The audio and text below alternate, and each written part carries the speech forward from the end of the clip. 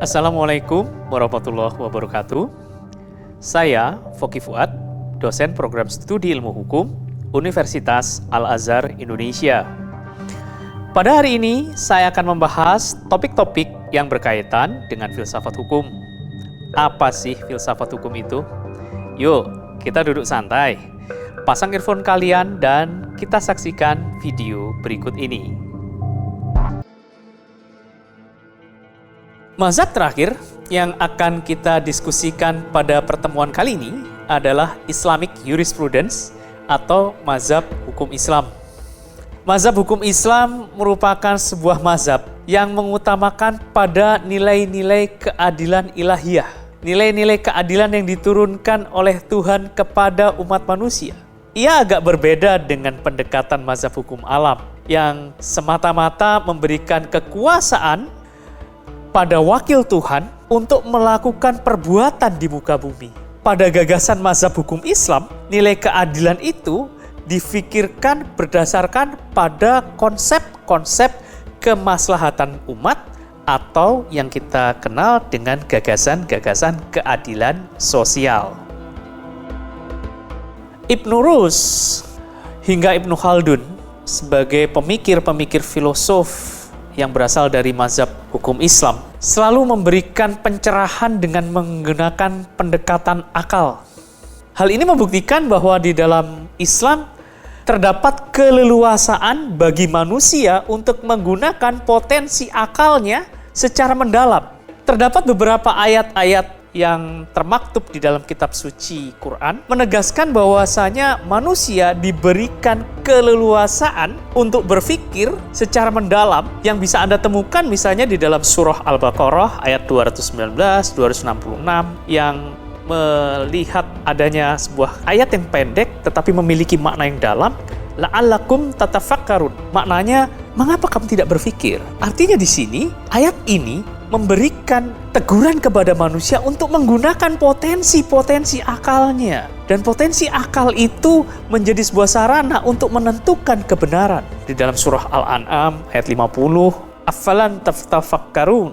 Apakah kamu tidak memikirkan hal itu? Dan masih ada ribuan ayat lain di dalam kitab suci Quran yang memberikan landasan fondasi berpikir bagi manusia untuk menguak kebenaran. Islam sangat menjunjung tinggi rasionalisme, penggunaan akal untuk menentukan kebenaran.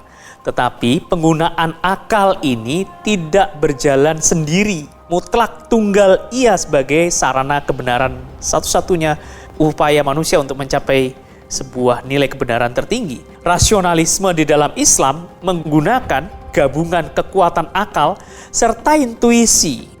Kenapa hal itu bisa terjadi?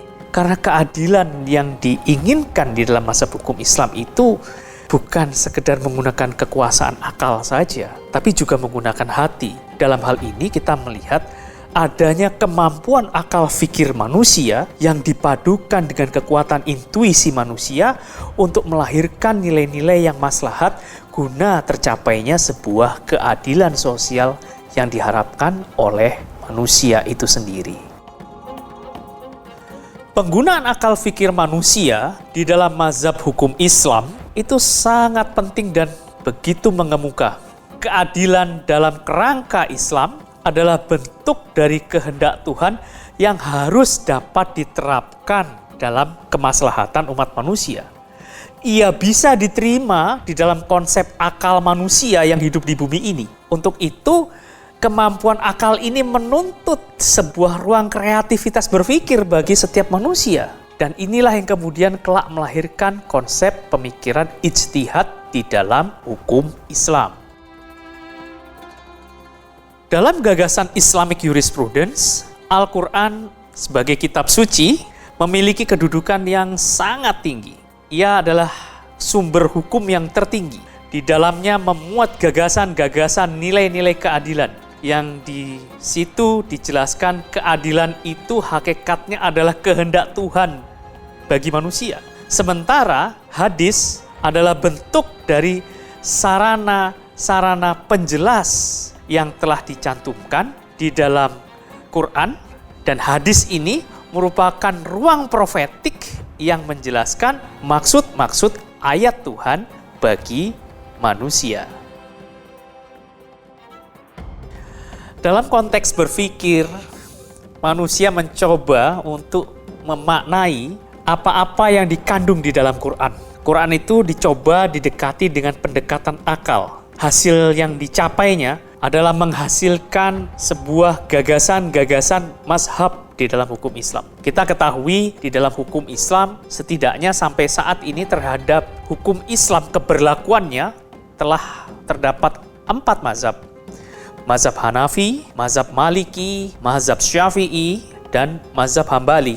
Keempat imam mazhab tersebut di dalam konteks filsafat hukum Islam adalah para filosof, adalah orang-orang yang menggunakan daya guna akalnya untuk menentukan kebenaran. Saya ambil contoh, ketika Quran mewajibkan kita sholat, semua orang muslim pasti akan sholat. Pertanyaannya, bagaimana cara sholat yang benar?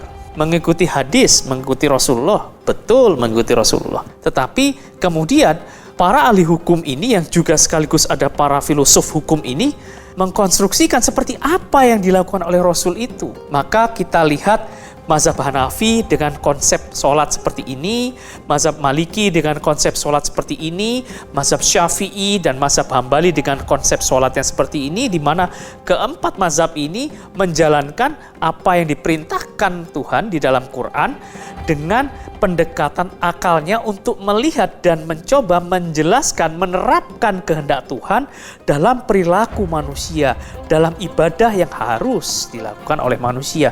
Tidak pernah ada ahli hukum yang tidak menggunakan akalnya di dalam menjelaskan apa yang Tuhan kehendaki di dalam kitab suci Quran itu sendiri.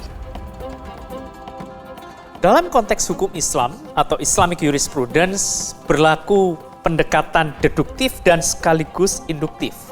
Dalam pendekatan deduktif, Quran itu dijadikan sebagai acuan utama hukum tertinggi, di mana Quran sebagai sumber hukum tertinggi ini memberikan kemampuan, keluasan kepada penggunaan akal dan juga hadis untuk memaknai apa-apa yang dikehendaki oleh Tuhan di dalam Quran itu. Nabi menjelaskan di dalam hadis, kemudian para ulama, para filosof ini mencoba menjelaskan apa yang dimaksud oleh Tuhan dan apa yang dimaksud oleh Nabi di dalam gagasan-gagasan akal fikirnya yang kemudian menjadi ijtihad.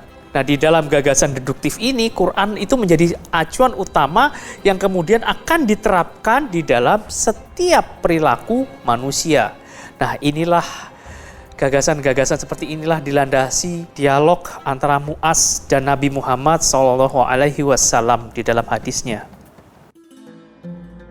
Dialog antara Mu'adz bin Jabal dan Nabi Muhammad SAW terdapat di dalam hadis riwayat Tirmidzi nomor 1249. Di situ dinyatakan bahwasanya Nabi Muhammad SAW ketika mengutus Mu'adz ke Yaman, beliau bersabda, "Bagaimana engkau akan menghukumi sesuatu, wahai Mu'adz?"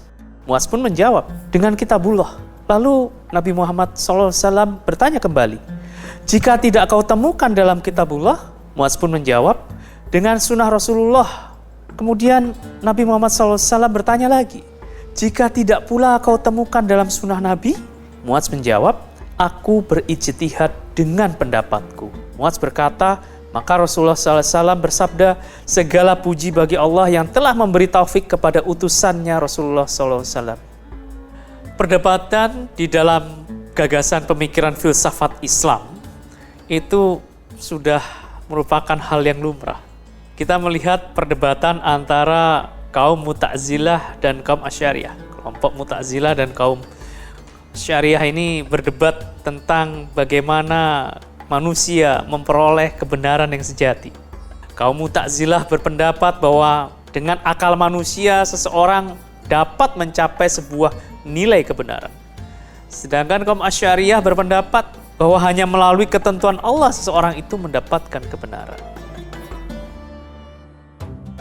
Perdebatan berikutnya terjadi antara kaum Qadariyah dengan kaum Jabariyah berkaitan dengan kebebasan dan keterpaksaan manusia, al-ikhtiyar wa al-jabar.